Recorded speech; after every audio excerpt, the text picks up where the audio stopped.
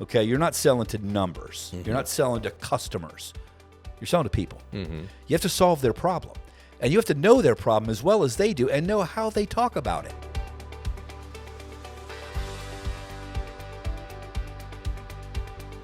Welcome back to The Revenue Recipe, Episode 1. I am Ben Wiggins, and I'm here with Kenan Rappuchi. Kenan, how you doing today? Doing great, Ben. How are you? I'm great. I'm looking forward to talking about the first pillar, the first Sellerant business growth pillar, strategy.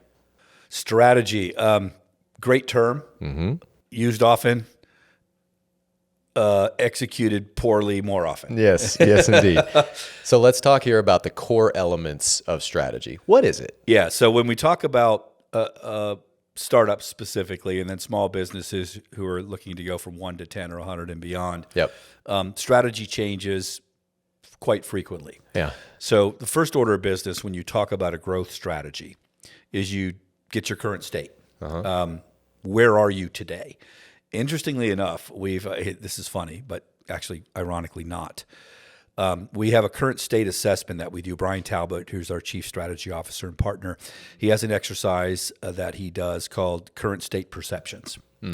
And what it is, it's a simple Google form with about a half a dozen questions. Yes. That what we do is we have each individual who's a stakeholder in the business answer those questions independently of one another. Yeah.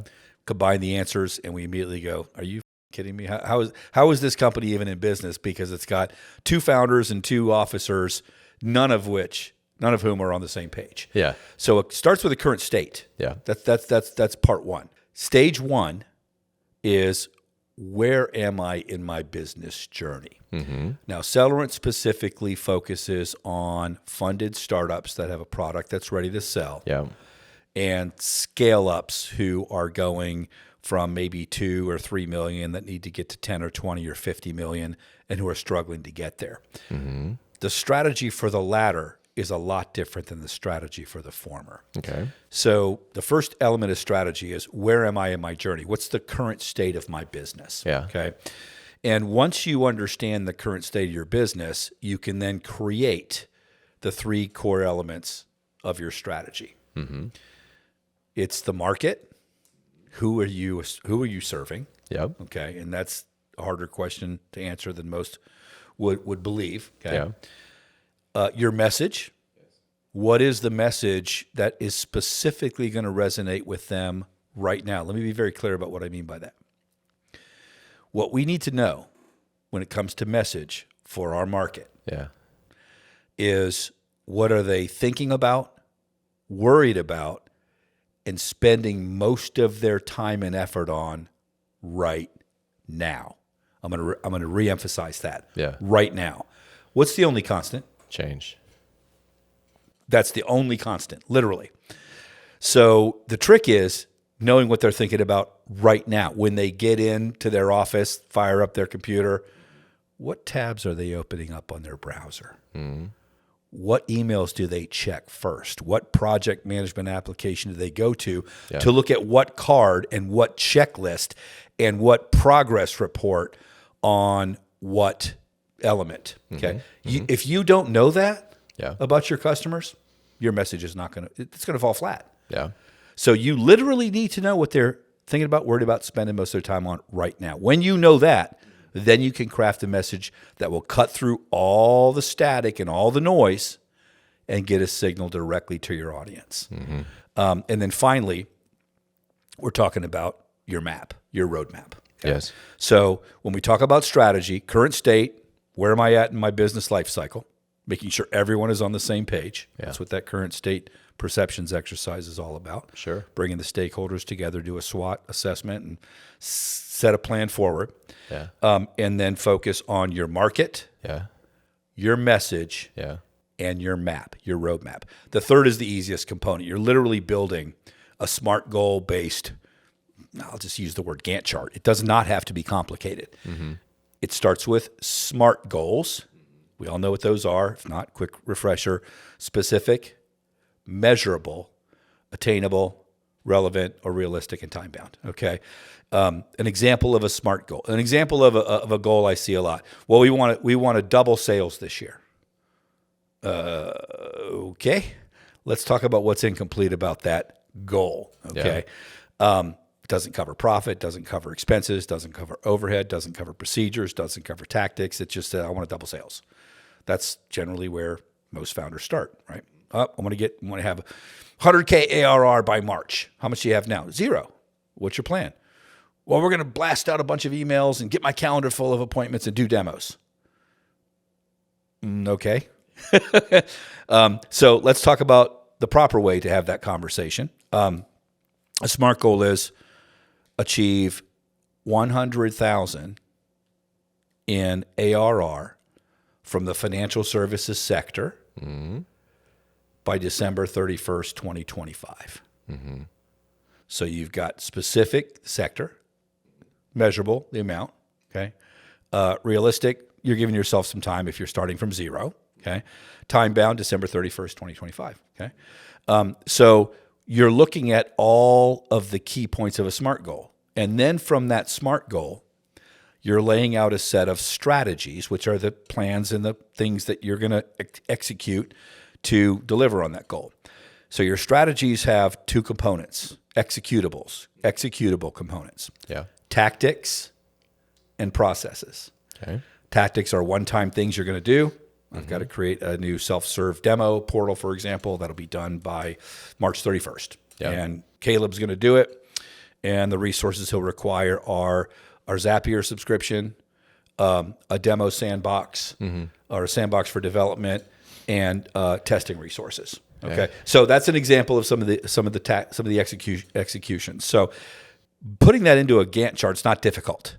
What happens is most people, when they talk about strategy, it's a whiteboard session, day or 2 in a boardroom, coffee, donuts, Subway sandwiches, Scotch, whiskey, wine at the end, 2 days a year, and boom, they're done. They come up with some document that gets put in the file cabinet 3 days later. They don't have a roadmap. Okay. Right. So when we talk strategy, current state, and 3 key components: your market, your message, your roadmap. How do we think about market? So, there's the traditional TAM, SAM, SOM, all that. There's a lot of theories on this, but just break it down into the core elements. The market is anyone who can buy from you, okay? Anyone who can and will buy because they need what you have to offer, okay? Now, that's a big universe. The problem with most businesses and founders is they want to they want to sell to everybody. There's nothing wrong with that. You want to think big, okay? Want to have high aspirations. Let's be ambitious. But again, based on your stage, and especially in launch and early scale, it's important to understand not only who your customers are, but who your best customers are. Okay. And so using a funnel approach, you're basically creating criteria. And so we have a target market profiler that I've spent too many decades curating and pulling together that works extremely well. It doesn't have to be complicated. It's a Google Doc, right?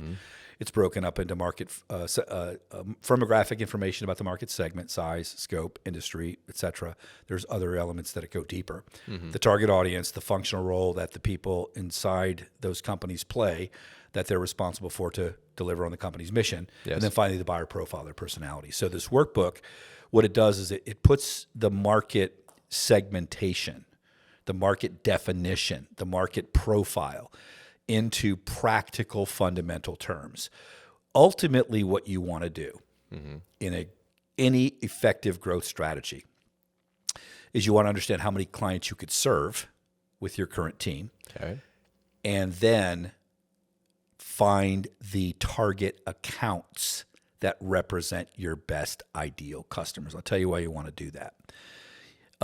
When you focus and hone in on certain segments or verticals, for example, Sellerant, funded startups, and early stage scale-ups, all B2B, segments that most growth services, marketing agencies, lead gen firms, those freelancers who will fill your calendar with meetings all day long and bring you leads, they're not doing it right. Well, to doing it right is going, okay, this business in this segment has these concerns and this competitive landscape. And so when you know who those 50 are, this month just go focus on those 50. And I'll tell you why. Okay. if we focus on those 50 that we've deeply profiled and we know what they're thinking about, worried about spending most of their time on right now, you're going to become more efficient in your marketing and sales, especially your messaging. Now, if we spend 1 month with one person on those 50 accounts, using a combination of automated digital door knocks through various channels of email, LinkedIn, et cetera, with aligned messaging, we'll talk about that in a minute.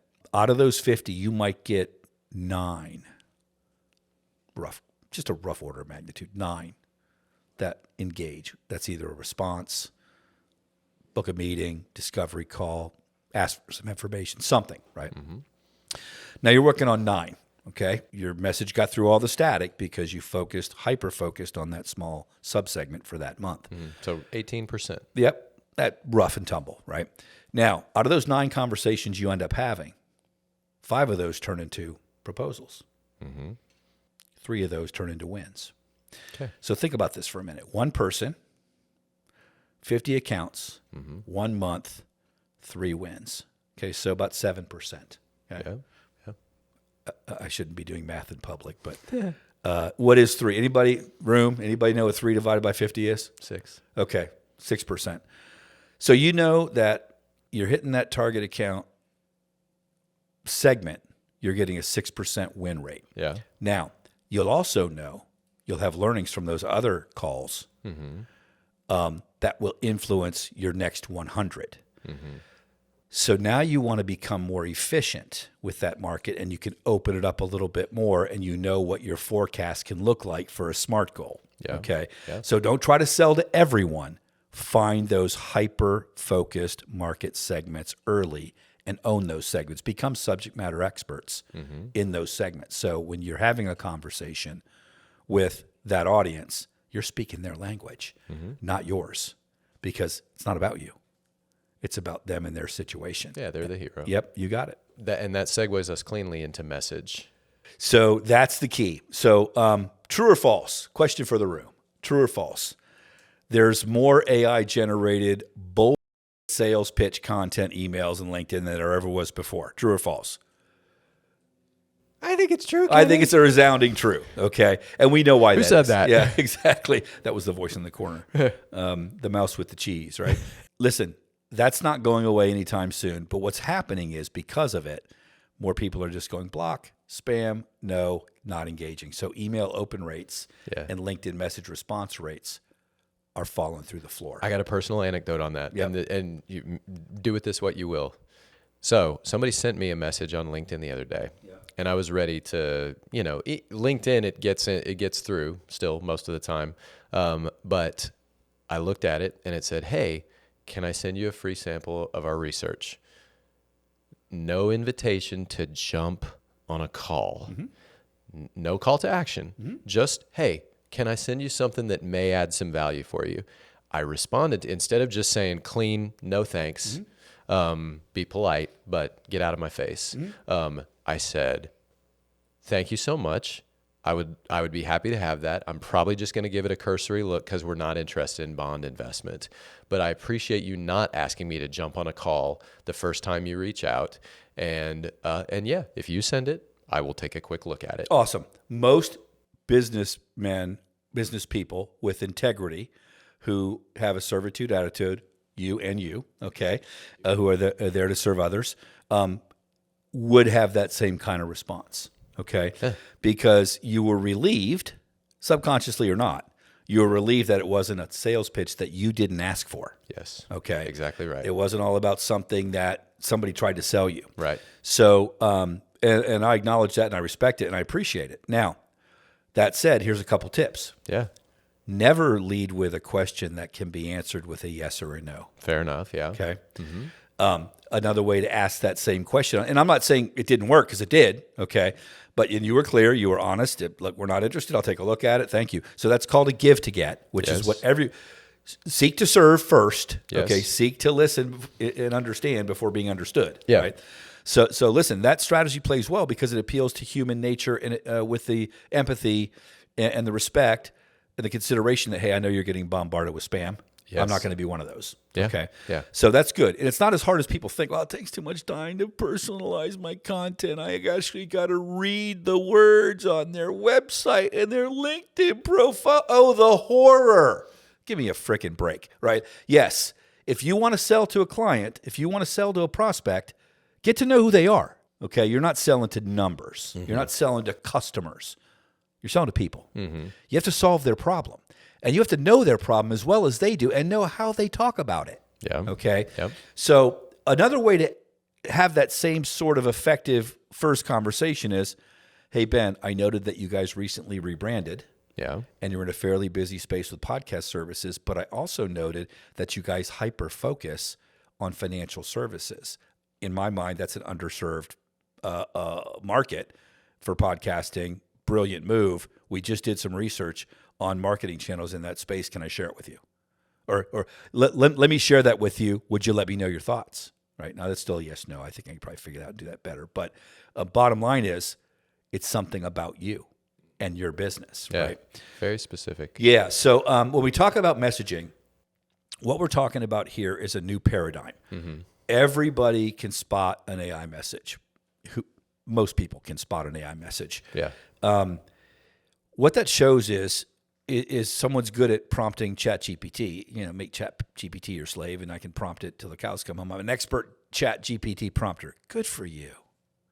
Good for you. But I can't remember the last time ChatGPT actually closed a deal. Do you?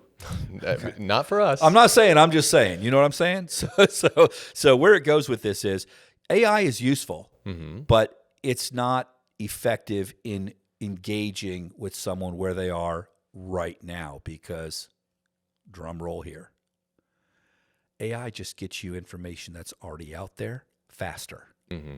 What you do with it requires organic intelligence, right? Yeah. So that's where that key messaging comes in. So knowing that, taking a hyper-specific piece of your market, don't sell to everyone. Mm-hmm. Find your best clients, give it your best personalized messaging, maybe after a couple of automated touch points we call it a digital door knock. Yeah. See if somebody opens, picks it up. We use HubSpot, of course, to track all that stuff. Yeah. Tiny URLs, everything. Long story short, the message has to be about what they're thinking about, worried about, spending most of their time on right now. And the challenge with that is the rate of change. Mm-hmm. So it doesn't stop. So we call it the 4 Ps of prospect messaging.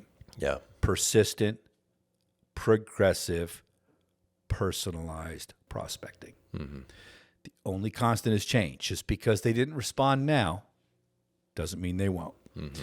So there's a lot more to that. I'm sure we could talk more about that in future episodes, but the messaging piece is key, and understanding how to leverage that with your situational awareness of what your audience is dealing with. Yeah. That's going to take it where it needs to go to get you engagement. Yeah. Okay. So as you start to approach these companies, what are usually the things that are holding them back from growing? They want to grow and they can't. Why? Yeah. So talk about growth barriers. So let's assume they understand their market. They've done that work. Yeah. They've transformed and translated and telegraphed that into a message that's effective, that's about their audience, what they're thinking about, worried about, spending most of their time on right now. It's an effective message, and they can prove it's effective from engagement rates, right? Yeah. And let's assume they've done a strategic roadmap that's based on SMART goals. Now, that doesn't mean the roadmap won't change. I don't want to get too far down that path, but understand that those roadmaps can change based on learnings, and especially with startups at launch phase, they change frequently. Yeah. In smaller businesses, they can pivot frequently too. So assuming you've got the market, the message, and the roadmap, the growth barriers generally are in the execution breakdowns. Okay. Sales and marketing misalignment. Okay. You got marketing off doing one thing, sales off doing another. Never the twain shall meet. It happens more frequently than one would think. Oh, our sales and marketing people talk all the time. Okay. Talking is one thing. Yeah. Do they share? How do they share information? How are you compiling, aggregating, analyzing, and acting on that information, right? Yeah. What system are you using to do that? Yeah. How do you know it's accurate? So it's the execution of the tactics and processes that support those growth strategies, that support those SMART goals, are where most breakdowns take place. So common growth barriers. People get frustrated when they send out messaging that doesn't get responded to. Mm-hmm. They think they have to change it, so they change it really quickly. Mm-hmm. Don't do that. if your messages aren't resonating with your audience, if your messages aren't getting engagement because they're not resonating, it's very simple. You either haven't nailed the market, or the message itself is not it's not what resonates with them. So change up one of them, right? Yeah. So that hurts lead generation. Another one is just lack of capital. They don't have resources to buy, a lot of media. They don't have resources to hire expertise that they need in marketing and sales, demand gen, content, sales enablement, rev ops. They just don't have the budget. So they're hacking it. They're bootstrapping. That's a problem. So if they don't have capital, then you have to be a lot more resourceful with the time and money that you do have, and you have to take that 50 and make them 10. Okay. So that inhibits growth. Another significant growth barrier we see frequently is, I'll just call it flawed systems implementation, which is that shiny object syndrome where a lot of founders say, ooh, that looks cool, I got to buy that. That's going to give me AI powered, fill my calendar with, leads. I got to buy that. Oh, that's a way to send a bunch of sequences so I can warm up 10 domains and send out 5,000 emails. I got to buy that. So what they're doing is they're investing in all this superfluous tech stuff that's designed to grow a business, and they have no clue how to implement it. They're straying from the fundamentals, thinking that technology and automation and AI is going to solve their growth problems. No, bullshit. It won't. Okay, all those tools are important. Don't misunderstand. They're important in their place. You have to look at the fundamentals first, and executing those tactics and processes consistent with your roadmap to reach the SMART goals, and measuring those in simple biweekly stand-ups on your Gantt chart, red, yellow, green. Are we on track? Do we need something else, or did we stop? Yeah, Okay. a lot of this feels very visual, very spatial. It is. And how do you find that assists your partners, your clients? Like what, I guess, power in simplicity, power in, I know I go here, I look at this, and I do that. Like, I don't know.